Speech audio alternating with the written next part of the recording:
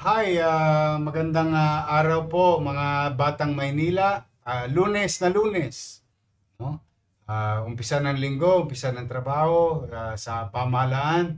At sa ating mga manonood ngayon, mga batang Maynila, mga nanay at tatay ko, at lalong-lalo na yung aking minamahal na lolo't lola. Sana po ay nasa mabuti kayong kalalagayan habang pinapanood nyo itong live dito sa City Hall na Talk to the People. Ito po ay programa rin ng Manila Public Information Office kung saan from time to time within the week or within the day on a particular incident that needs to be confronted by the city government ay dito po namin inahayag. No? Lalo na yung pagtugon sa mga kababayan natin maaring inabuso ng ilan o ng pribado o even ng pamahalaan o even minsan pagka may pangangailangan. Kaya po, if I'm not asking too much, please do share this broadcast by your city government sa inyong mga kaibigan, kakilala at kaklase kamag-anak.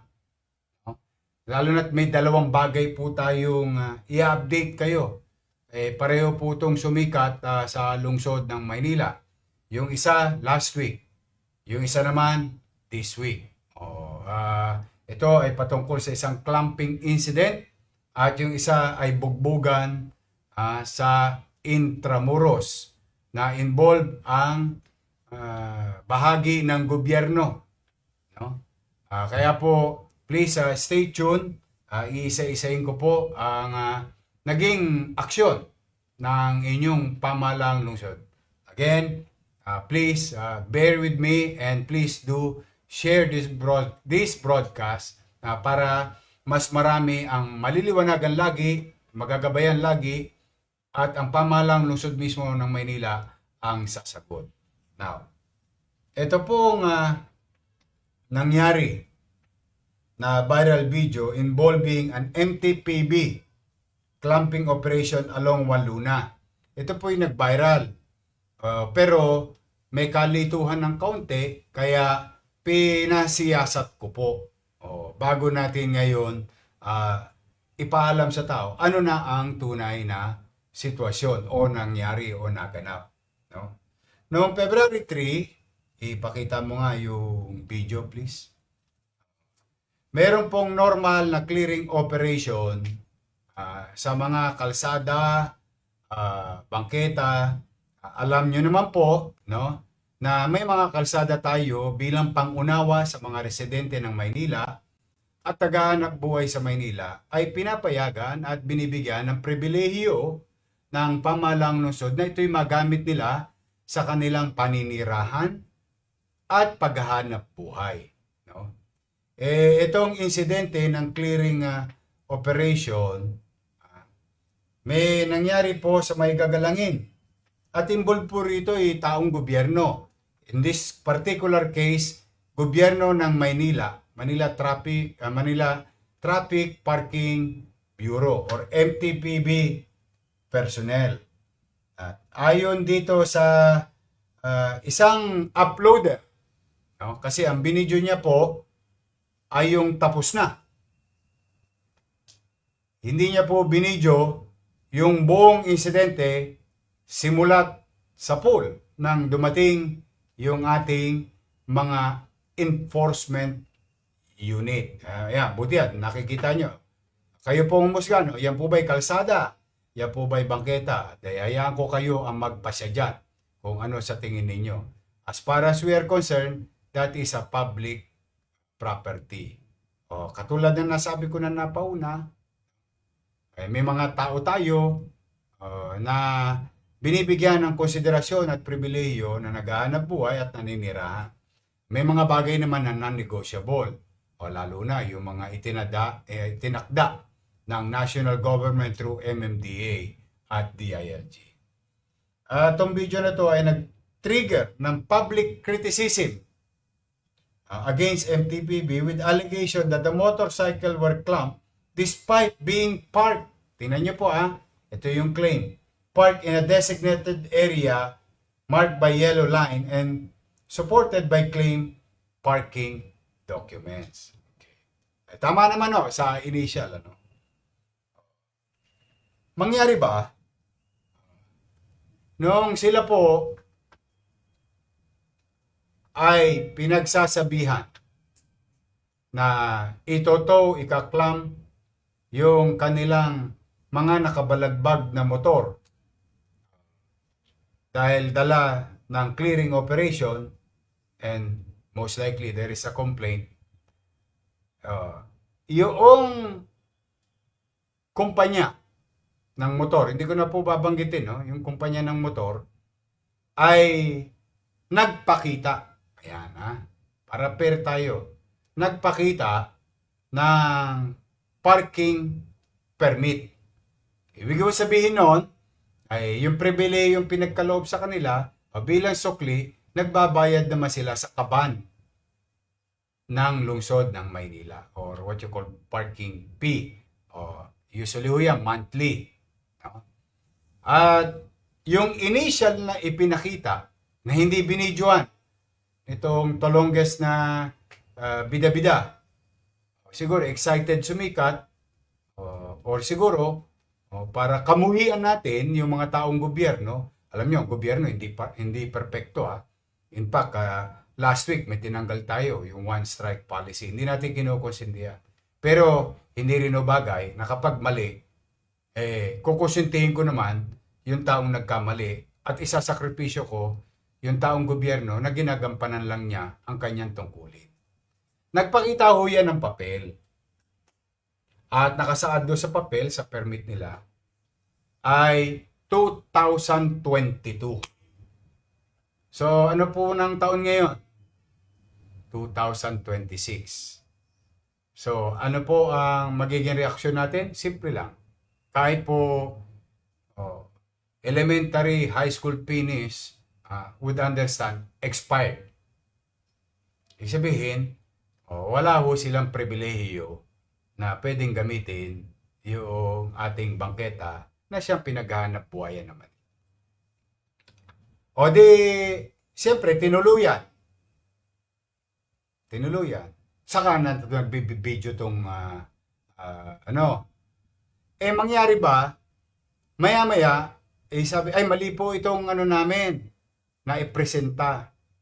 Meron kaming dated. Ipinakita yung dated. Ibig sabihin, on time, paid, meron silang permiso. Tama po yung kumpanya, mangyari, nung tama yung papel, ang ginawa ng MTPB, tinanggal yung clamp. Tinanggal. Kasi walang violation Pero ayon sa pagkakaalinsunod ng kwento, kung kayo man ang enforcement unit, siyempre kaklam mo, expired meron, di tatanggalin mo. Ba't mo pe-penalize? Yun ang ginawa ng MTPB enforcement natin. Tinanggal. Para bang yan pinalalabas nagkaroon ng aregluhan, gipitan, and so on and so forth. That I cannot tolerate. Kaya po pinasiyasat ko yung kwento sa atin at yung kwento nila. At yung sariling version, anong pangalan nito? Si Bida-Bida, RJ Bibbs, na para kamuhian ninyo. Hindi ko po yan kinukonsinti. Sabi ko nga siyo, pinupugot ko ulo ng mga yan. Tinatagpas natin yan kaagad, immediately, kapag may pang-abuso. Now, nakipag-ugnayan ngayon yung may-ari o regional manager sa ahensya ng gobyerno, which is MTPB. Nalulungkot sila sa ginawa ng kanilang empleyado. Ano po ang naging solusyon? Humingi po ng patawad yung mismo nag-upload. Pwede bang pakita ninyo? Ayan. RB Bibbs. Yan po yung nag-upload ng video. Ito po babasahin ko. Gusto ko po mag-express ang aking sincerest apology kaugnay sa nag-trend at lumika ng million viewers na viral video na in-upload ko noong February 3, 2026 sa citywide clamping operation ng Manila Traffic and Parking Bureau. Ako po ay taus-puso at kababaang loob na humingi ng paumanhin sa inyo, MTPB Director Dennis Biahe at sa pamahalang lungsod ng Maynila dahil sa pag-upload na nasabing video. Wala po akong intensyon na sirain ang inyong departamento. Ako po ay nadala lamang ng aking emosyon bilang isang empleyado na nangangalaga sa aming customer. Kung kaya't nagawa ko agad na may upload ang video pagkatapos ng insidente. Makakaasa po kayo na kaisa ako sa mga magandang hangarin ng inyong organisasyon at patuloy ko po kaming susunod sa mga patakaran at pulisiya ng pamahalaan lungsod ng Maynila para sa ligtas at maayos na daloy ng trapiko ng ating lungsod. Kaya, maraming salamat po sa inyong malawak na pangunguna. Ayan. Na-excite lang daw siya. Pero, alam mo, RJ Bibbs, imagine mo kung hindi ako nagsiyasat. Edi meron akong tinanggalan ng trabaho. Nawalan ng trabaho ang pamilya nila. Dahil sa irresponsible nating reaksyon or pabida-bida na gawain. Kasi normally, ang mangyayari dyan, talagang fired kagad yun.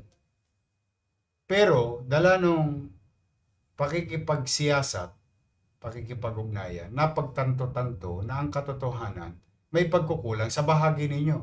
Kaya lamang ikaw empleyado, imbis na nakapag-usap ka sa supervisor, sa manager mo, kung tayo ba ay inabuso ng gobyerno ng Maynila, hindi sana nangyari ito. But what if, RJ, tinanggal ko yung empleyado? Maaring iba dyan, may kasalanan, ay mahuhuli ko rin naman. Maaring iba dyan, nag-aabuso. Matter of time lang, mahuli ko rin. Kasi mga netizen ngayon, talagang hinihikayat ko mag-video. Pero sa tamang pamamaraan. Hindi dahil sa galit o emosyon. Misa kasi may mga taong ayaw na didisiplina, napapaya pag dinidisiplina, o maghihiganti at gagawa ng istorya. Kasi the way we look at your video, gumawa ka ng impresyon na napakawalang yan naman ng MTPB na yun. Na katunayan, hindi naman pala totoo. Now, tinatanggap ko ang iyong public apology. I hope we learn our lesson here na matutunan natin na minsan yung bagay na gagawin natin, maganda intensyon, maaari. O iba naman, iba ang intensyon, maaari. Pero tatandaan po ninyo, actionan ko po kagad yan. Baka mali tayo, o imbis na naitama natin, nakapamerwisyo pa tayo ng kapwa natin. Walang masama kung totoo. Siyempre, priority ko kayo mamamayan. Pero hindi naman po pwede, aabusuin ko yung kapangyarihan ko ng baliwala lang. Lalo't kung meron akong narinig na pwede namang kasiyasiyasat na may kamalian at pagkukulang sa bahagi ninyo. To that company, thank you very much for, doing the right way. Thank you very much sa pamunuan na yun. At doon kay RJ, next time, kaya may tinatawag na supervisor or manager or branch manager, makikipag-ugnayan ka doon sa buti na lamang hindi natanggal sa trabaho at nawalan pa ng hanap buhay isang taong gobyernong ipinatutupad lang ang kaayusan at disiplina. Kami po wala po.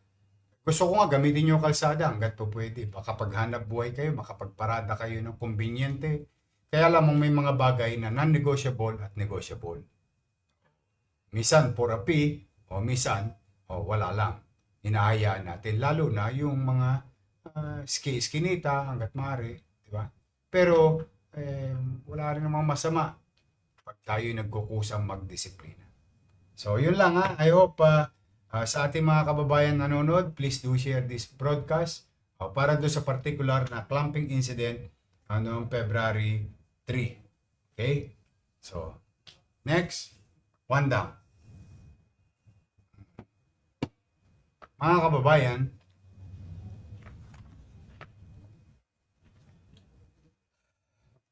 kahapon may nangyari na para sa akin hindi ka nais-nais. At marami mga netizen tinag ako. Kaya immediately kanina umaga, nakita ko kaagad yung insidente. Itong the so-called Guardia Civil or mas tamang security guard under the direct supervision of Intramuros administration, whether it is a private agency, mangyari ba, sila pa rin ang contracting parties. Gabi, February 8, 2 security guards were caught on video assaulting a minor along Riverside Plaza Mexico Esplanade, Intramuros. Ito yung Esplanade, pinapasyalan ng maraming tao.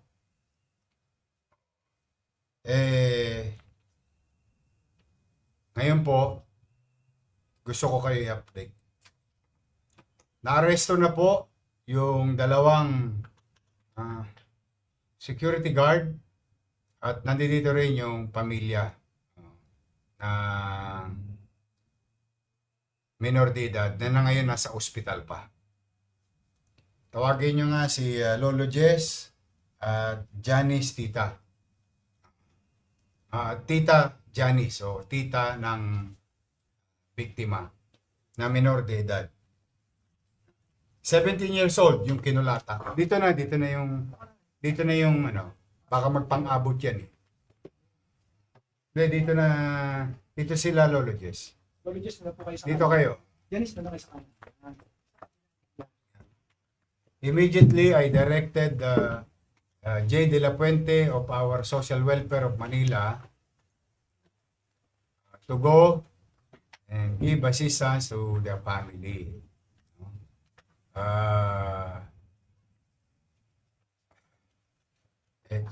Pakita mo ba? May video ba kayo? Para magkaroon ng konteksto yung mga manonood. Although nagba-viral na po to, sobra-sobra naman po talaga. Tingnan ninyo.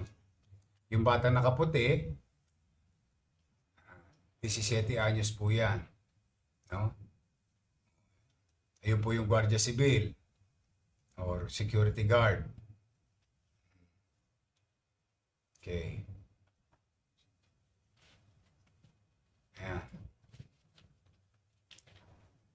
Ako po, marami na po akong naririnig na reklamo sa medyo paglalabis-labis ng mga gwardiya dyan sa Intramuros. Ipaliliwan. Tingnan ninyo. Tingnan ninyo. Nakita nyo bang pumalaglag na yung bata na, ayan, papalag na yung bata dyan. Ayan. Sinukol mo na. Tingnan mo. Ngayon, kayo po humusga. No? Pero alamin natin ang punot dulo. Kasi may kwento tong mga gwardiya na to na pabalang-balang. Wali ka nga kayo rito. Tawagin mo yung dalawang.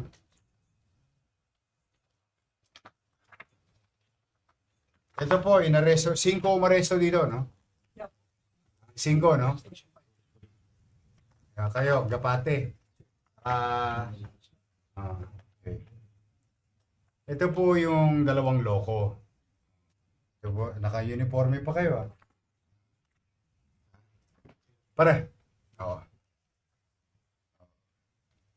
Suspect Gilbert Mendez E. Pedemonte, 38 years old, taga Quezon City. Nilo Anob Amba, 28 anyos. Saan ka stundo? Sino to si Nilo? Ikaw, saan ka sa atin? Sa Bilbao po. Sa Bilbao. Sila po ay under sa JSL. Sige, titingnan natin Bago kayo nakuhanan ng video, ano nangyaring insidente? Para umabot kayo sa ganung kulataan. Ang nangyari po niyan, sir, pumasok po yung bata. that Yung time. bisikleta. Nagbisikleta po sir Mm. at sinita po ng kasama namin. Tama. Dahil mahigpit po na pinagbabawal yung pagbibisikleta dahil po maraming tao. Okay. Dahil po linggo. Oh. Sabi po ni 3 beses niya daw po nasita yung bata. Sinita. Pero hindi daw po nakinig. Tama. Sumakay pa rin po sa bike. Tama. Naglakad daw po sila palayo. Mm. Nag-video yung bata. Sino ngayon nagsabi sa'yo hampas ko sa yung bisikleta? Ako, pinakikinggan ko kwento ninyo, ha? Yes sir. Ha? Sige, kwento mo. Sige. Tapos nung time po na lalaglag yung cellphone ng bata, hindi ko po alam kung kukunin niya po o hindi kasi nakita ko po yun eh. Pagtango po ng kasama ko, sinuntok po ng bata yung kasama ko. Sinuntok siya. Opo. Anong At bata? Sino Opo. bata? Yung apo ni... Yung kinulatan ninyo? Yes po. Okay. Yung nagradyo po ito sa akin, sabi niya, back up kasi tinamangan daw siya. Nakita ko naman yung bata, Oh. tatakbo sa Esplanade. So Esplanade. hindi po namin maabutan dahil nga po sa madaming tao. Mas iniisip pa po namin yung nila, yung safety pa kasi marami pong mga bata. Ang nangyari po, nung malapit ko na po yung mahawakan yung bata para mahulog po sana. Ang nangyari po, pinalo po ako ng matigas na bagay po sa mukha kaya po nagkaroon po ko ng Okay. damage. Mm. Tapos ngayon po, nagkahabulan na po hanggang doon po sa likod ng tindahan. Kaya doon na po siya na-hold dahil nga po, tinanong po siya ng babae na humaharang po sa kanya, bakit daw po namin hinahabol. Tinatanong ko naman po yung bata kung bakit niya ako pinalo. I-hold ko lang po siya, bakit niya sinaktan yung kasama ko. Tapos ang nangyari po, nagsalita po yung bata na gusto ko pa daw makaisa ang palo sa kanya. Kaya doon na po ako naggalaiti na nasaktan ko po yung bata. Okay. Base sa kwento nyo, agitator yung bata. Let's just say tama kayo. Tama naman. Sige. Ibig sabihin, yung minor de edad, inagitate yung sitwasyon nyo. Which I don't know. How far is the truth on what you are saying? Diba? O ngayon, panoorin natin ngayon ito. Tingnan natin. Panoorin mo ulit. Papapanood mo. Ano mo. O, sige, di ba na, sabi mo, napalo ka na kanina. Yes. O, yan, o. O ngayon, ano ang use of force na ginagamit ng bata laban sa'yo? Ng isang minor de edad. At this situation, tingnan mo. That situation Sinuntok po, ka ba? Tingnan mo. Sinuntok ka ba? O. diyan po nag-attempt yung bata na nagsalita po siya na sasaktan niya po. Papaluin niya po. Kahit ano pa sinasabi. O, tingnan mo lang, tingnan mo. Hindi ako investigador, ha? Yes sir. O. Ikaw ba itong nasa kaliwa? Oo. Yes sir. Sino yun? Ako. Oo. Oh. Eh, sino naman to? Yan, sino yan? Sino yan? Ako yan sir. Oo. Oh. Oh. Oh. Oh. Ito po yan siya. Ang punto ko, di ba tagapag-ayos kayo, no? Yes po sir. Eh, tangan-tangan nyo na yung bata, ba't walang tumawag sa inyo ng pulis? May tourist police doon. May presinto. Yes po sir. Kasi Eh, bakit nyo inilalagay sa sarili ninyo katulad ng mga nababalitaan ko sa nagdaan na para ba kayo ang mga siga at peace and order police do sa buong Intramuros? Yun, nababalitaan ko lang. Eto, nakumpirma na eh. Na kaya nyong ilagay sa kamay ninyo ang batas dahil kayo'y gwardya. Kaya may pulis eh. Oh. Eh, ano ba sinasabi sa inyo sa Intramuros? Ano ba ang bilin sa inyo? Ano trabaho nyo sa Intramuros? na-drive out sa mga illegal po. Okay. Panatiling kaligtasan ng mga Oh. visitors. Oh. Ano pa? Mambugbog tayo kapag may makulit na bata? Hindi po sir. Mahigpit po na pinagbabawal ng Intramuros po yan. Oh. Eh bakit niyo ginawa yun? Dahil lang Eh po kung mali na yung bata, di sana, no? Dahil minor de edad, lalo pa, eh ano ba na may tinawag niyo pulis? Hayaan niyo silang... Every yun ninyo yung skandalong ginagawa ninyo. Nagkakanda leche-leche tuloy ang Intramuros. Idayuhin ng tao yan. Hirap na hirap na nga buhatin ng Maynila. Imbes na ikaw yung argabyado, imbes na ikaw yung pwede magabol at papanagutin ng pamilya ng minor de edad. O civil man o ano man yan. I'm no lawyer. Eh nangyari, kayo pa ang agresor.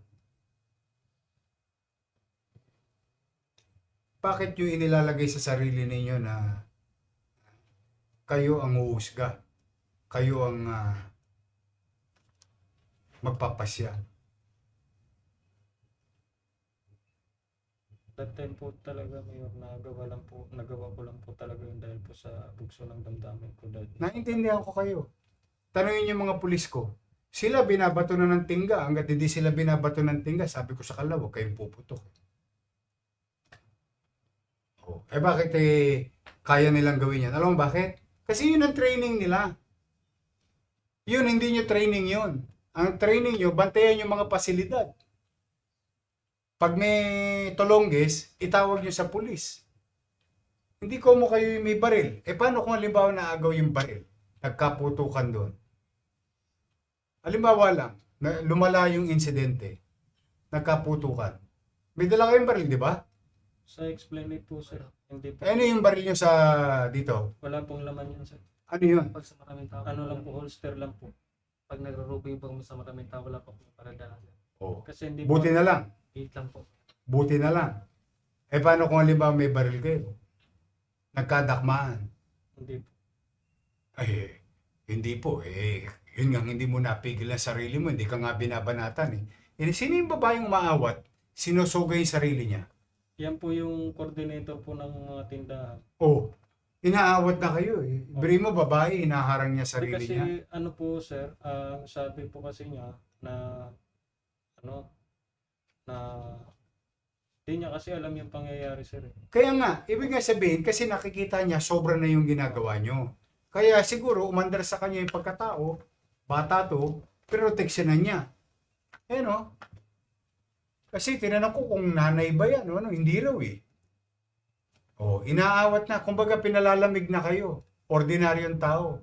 Sino yung nakaitim na sombrero na yun? Yun yung unang sumapakulit eh. Yun ang nag-initiate ulit eh. Ako yun sir, kasi may tama yung mata ko niyan sir eh. Oh, Kasuntok lang sa akin yan. oh. Ang dami sinasabi ko niyan sir eh. Eh, salitaan, hindi naman nakakasakit yun eh. Damdamin lang nga nasasaktan dun eh.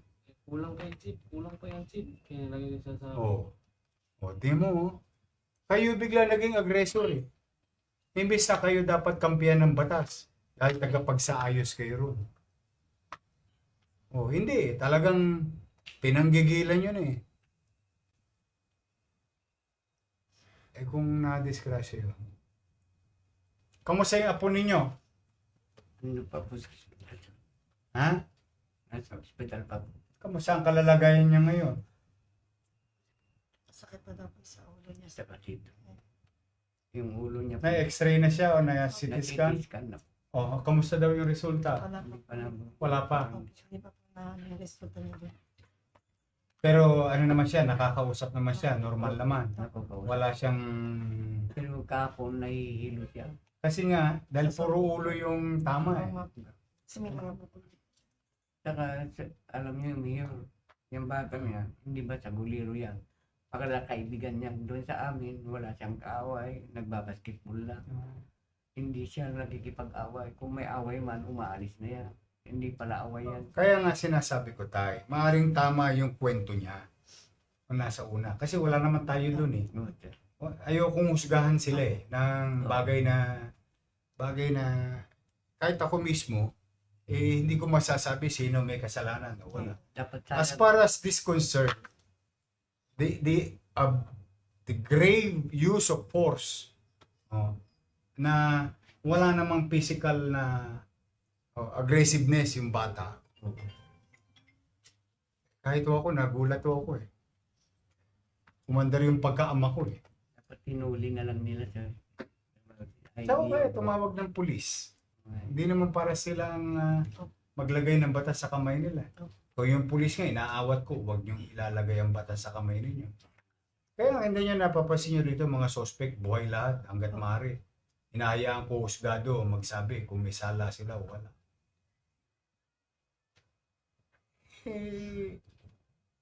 Binubuhay ng gobyerno yung lugar na pinagtatrabahuan ninyo. Patay na lugar na yan eh. Para kayong walang anak.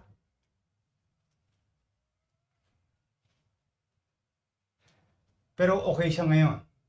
medyo okay na po dahil yun sa gamot na nilagay na kasi pero kahapon Antibiotic po kasi may Bakit nag-antibiotics? meron po siya sugat. May sugat din po kasi Ah, siya sa dito likod niya. iniinda niya yung Dito niya pa sa tagiliran dito. niya. Saka yung dito sa batok yung ulo may bukol dito sa ulo.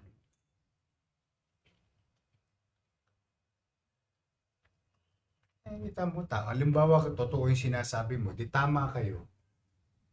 Ngayon, naging mali pa kayo.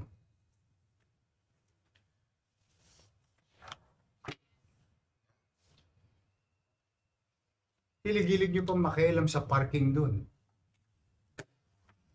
Last week, nanggigigil na ako dyan eh. Hindi naman kayo gobyerno ng Maynila eh. Yes, administrador kayo ng Intramuros with regard to the buildings and the place. Pero sa kalsada, gobyerno ng Maynila. At ang kalsada, pulis.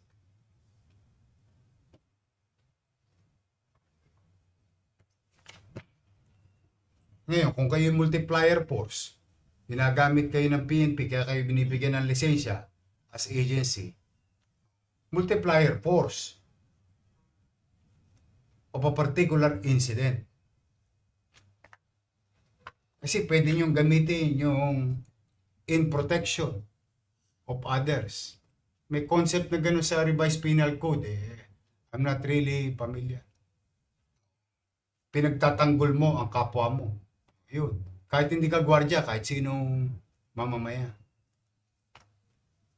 Eh ito, tingnan ninyo, kahit anong kwenta ko rito. You went beyond. Kaya kayo mga gwardiya, you know, we like you working. With all honesty, we have respect for you. To your job. But this cannot be tolerated. Kasi kung hindi, di lata lang ng gwardiya. Pag gusto nila mangulata sa kalsada, dahil gwardiya sila, di mangungulata na lang. O paano ngayon yan? Ikaw, may pamilya ka? Ikaw, may pamilya ka? O kita nyo, indulto pa inabot ninyo. Di ba may training sa gwardiya? Yung, anong tawag dyan? Yung tolerance?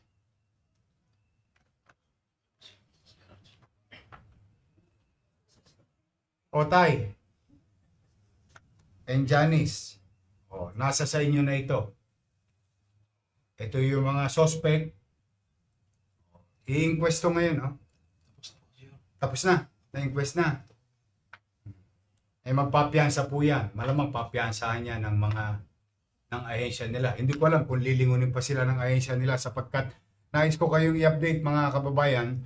I was informed by the Chief of Staff that Intramuros Administrator Attorney Joanne is now reviewing for the cancellation of the contract of JSL as security agency.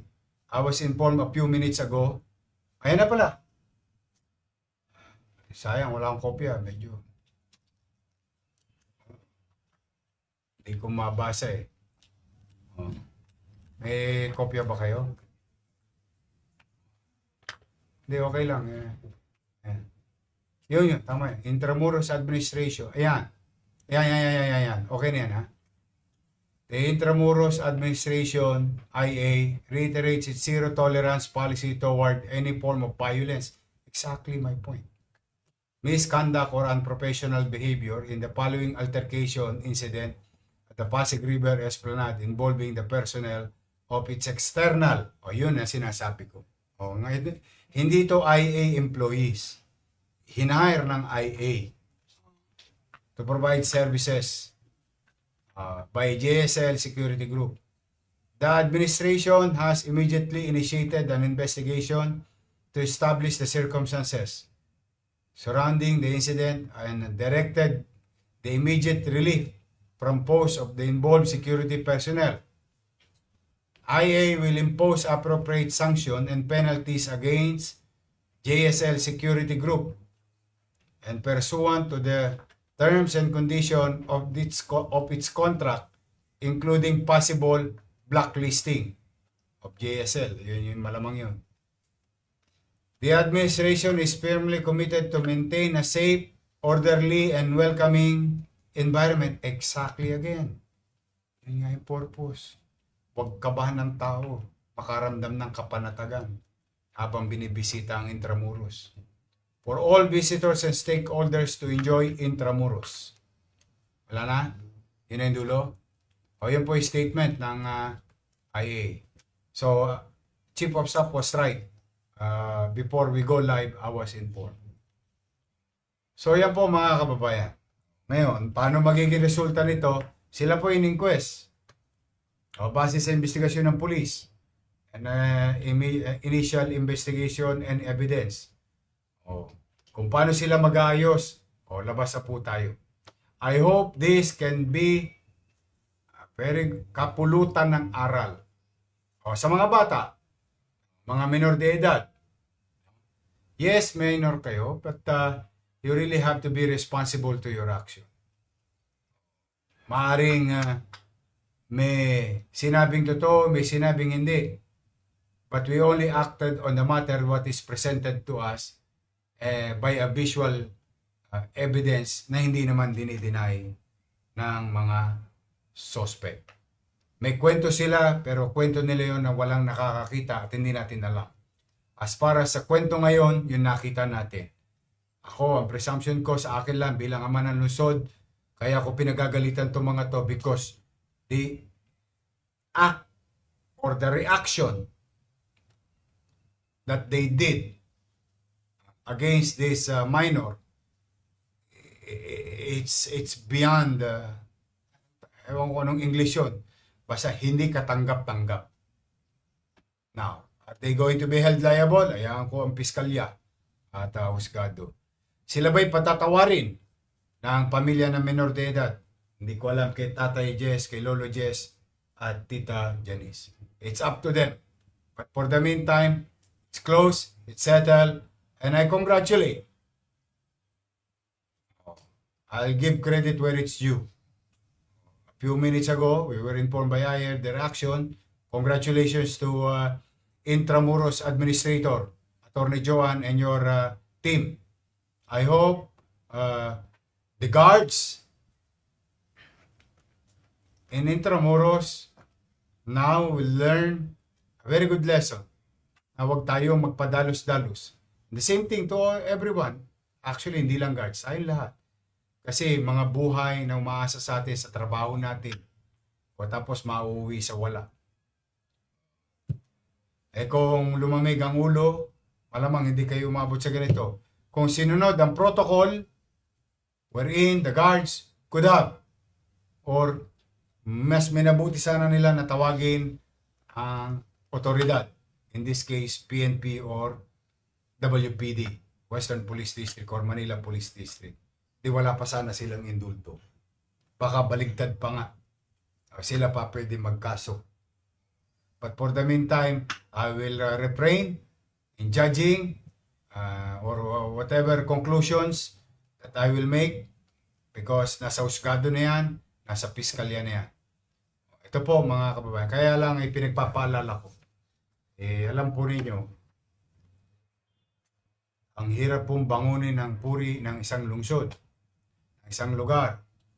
Kahit nalagyan mo pa yan ng nagkikislapang araw o kikislapang ilaw, mabango, and so on and so kapag walang kapanatagan. hindi tayo pupunta ng ating mga kababayan at ng mga banyaga. Ang turismo ay nakapagbibigay ng hanap buhay at empleyo. At yan ay isa sa pinakamahal na puhunanan ng anumang pamahalaan, nasyonal o lokal. With this incidents, I hope sa ating mga manonood, ay ito po ay is just, anong tawag dyan sa incident na yan? Hindi nangyayari araw-araw. But rest assured, anong tawag doon sa English na yun? Isolated incident. But, again, whether minor incident or big incident, will not tolerate. Because Intramuros and City of Manila, we wanted it na maging maaliwalas at panatag ang pamumuhay ng taong naninirahan dito at dumadako dito.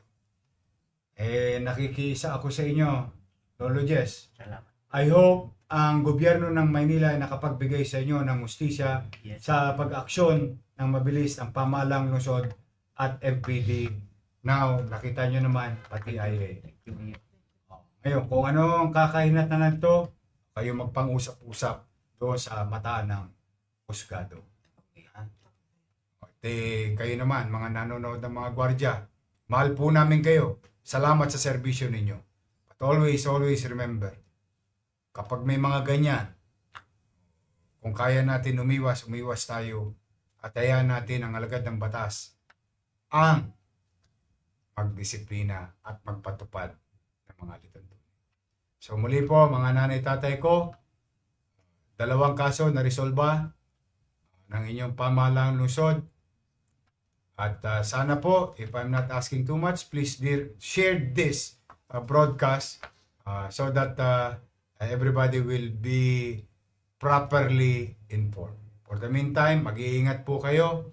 Antabay lang po kayo sa mga nagaganap at magaganap sa lungsod ng Maynila dito po sa Talk to the People at tuwing Biyernes naman po sa ating Yormes Hour.